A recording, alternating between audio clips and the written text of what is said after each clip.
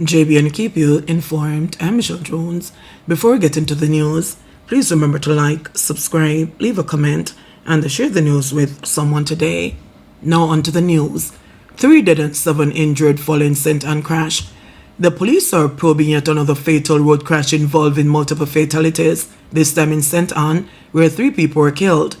The crash occurred along the Queens Highway near Discovery Bay shortly after 11:20 a.m. when one vehicle reportedly veered into the path of the other. 10 people were pulled from the wreckage and rushed to hospital, where 3 were pronounced dead and the 7 others are being treated for serious injuries. 2 toddlers are among the injured. Acting Senior Superintendent Ron Elliott, head of the St. Ann Police Division, confirmed the accident. One of the deceased has been identified so far only by his alias Boot or Drummer.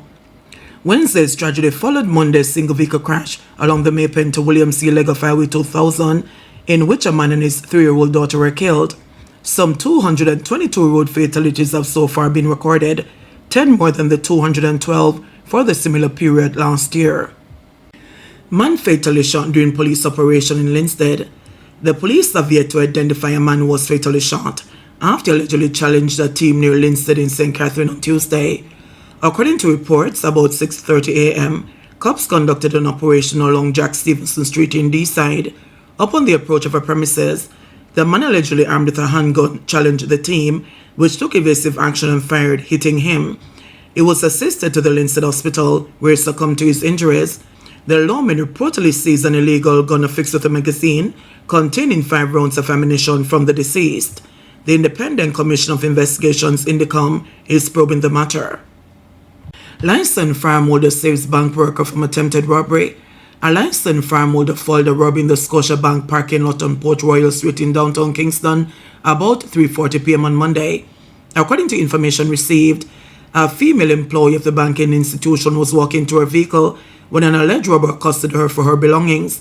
According to bystanders, during the struggle, a licensed farm holder intervened and discharged his weapon at the assailant. The would-be robber was reportedly shot, but managed to flee the scene before the police arrived. Police seized another gun believed to be connected to foiled murder plot. The police say they have seized an additional gun following Monday's foiled murder plot on Jackson Road in St. Andrew. The police theorized that the gun, a 6 Sawyer 9mm pistol with 15 rounds of ammunition, which was seized during a secondary operation on Tuesday afternoon, may be linked to the incident. It brings the total number of weapons seized in the ongoing investigation to 5. On Monday, a reported confrontation between the police and armed men who were allegedly contracted to carry out a murder on Jackson Road resulted in 5 men being fatally shot and the initial seizure of 4 guns. A 6th man managed to escape from the scene. The police have not yet released the identities of the 5 men who were killed. However, they have appealed for Courtney Ashley, also known as Bloodstain, to report to the Counter-Terrorism and Organized Crime Investigations Branch, CTOC. They are also urging anyone with information regarding the whereabouts of Ashley or who have any details that could assist the police with their investigation to contact CTOC at 876-967-1389, Crime Stop at 311, the National Intelligence Bureau at 811, or the nearest police station. PMP caretaker in St. Thomas charged with assault arising from alleged altercation with police.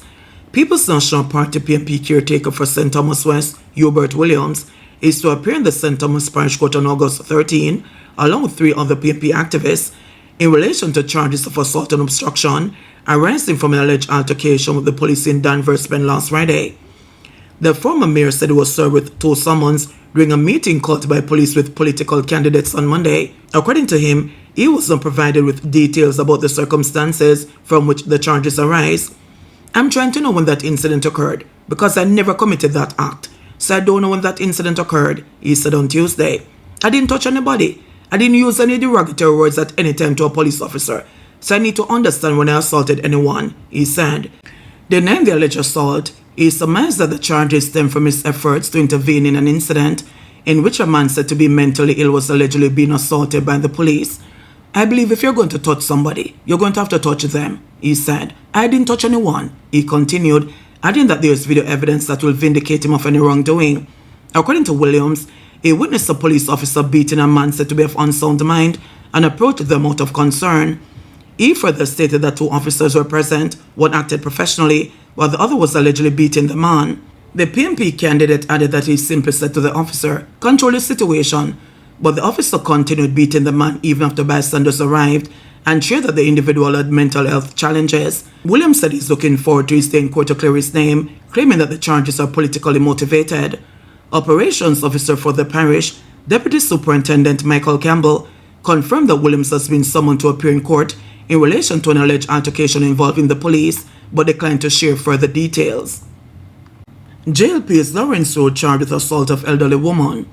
Former People's National Party caretaker turned Jamaica Labour Party member Lawrence Rowe is facing his second criminal charge in 2 months, this time for allegedly assaulting a 66-year-old woman. Rowe, 37, was charged with assault occasioning bodily harm on July 18, following an alleged altercation in which he reportedly pushed the woman to the ground, injuring her right knee. Superintendent Burswood Williams, head of the Kingston Central Police Division, confirmed the charge. Rowe is scheduled to appear before the Kingston and St. Andrew Parish Court on August 31. This incident follows the previous charge of assault of common law laid against Rowe on June 2, after a viral video showed him confronting a man with a knife during a heated exchange. The man later reported the matter to the police. Rowe was granted station bail in that case. The charges come in the wake of Rowe's switch on the PMP to the JLP after he was removed as the PMP's candidate for Kingston Central and replaced by retired police officer Steve McGregor. Rowe has since become active with the JLP and was a speaker at a party rally on Sunday. Farmer charged in St. Elizabeth murder of exotic dancer. A 33-year-old St. Elizabeth farmer has been charged with murder following the stabbing death of an exotic dancer on June 28. Charges Kenrick Troop, otherwise called Brown Man, a farmer of Coke Drive, Santa Cruz in the parish.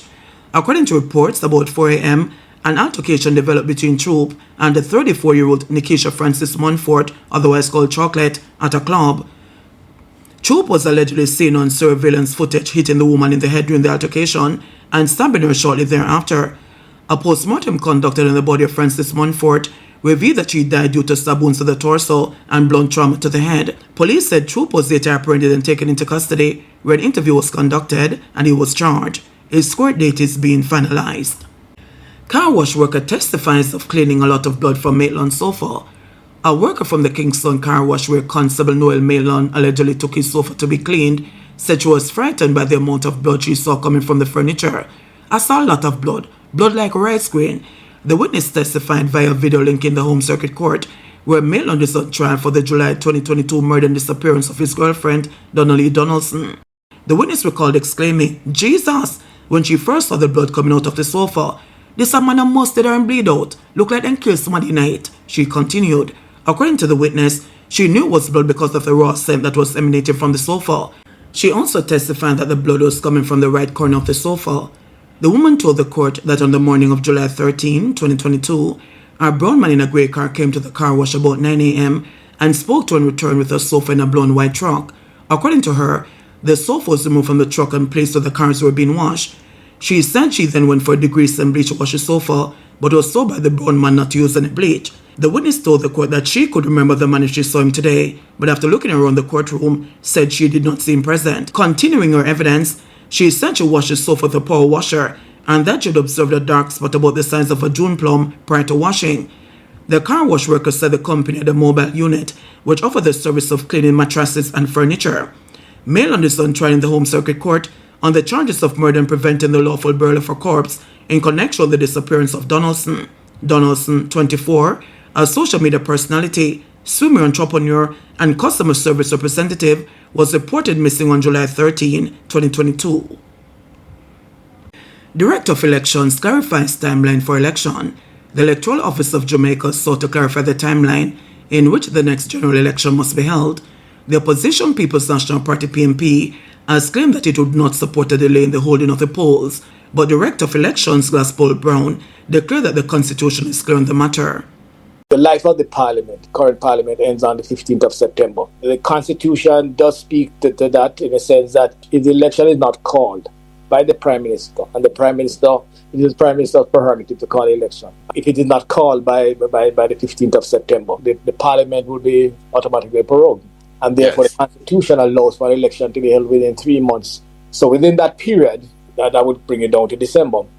But if you go back to precedents and what have happened in the past, normally, I don't think it has ever been triggered that way in terms of the calling of election. But normally happens is that prior to the expiry of the date of the life of the parliament, the prime minister usually call election. And we anticipate that that will happen in this case. We are in the phase of preparation is geared mostly towards the recruitment of workers. We are fairly advanced with the recruitment. We are still short a little bit in one or two constituencies, but in the main, most of our, in terms of the numbers required, certainly in terms of the presiding officers, poll clerks, supervisors, reserves, etc., we are fairly comfortable in terms of where we want to be. So we have and linked to that is the whole question of training. We have completed most of the training, certainly in terms of, as I said earlier on, in terms of a large amount of our constituencies. There are a few constituencies that we need to fine-tune and finalize in terms of the numbers. But in a short order, certainly, hopefully before the end of this month, we should be completing that process. The number of things that is critical for us, like the identification of the polling stations. We have identified the location of the polling station in all constituencies. We have identified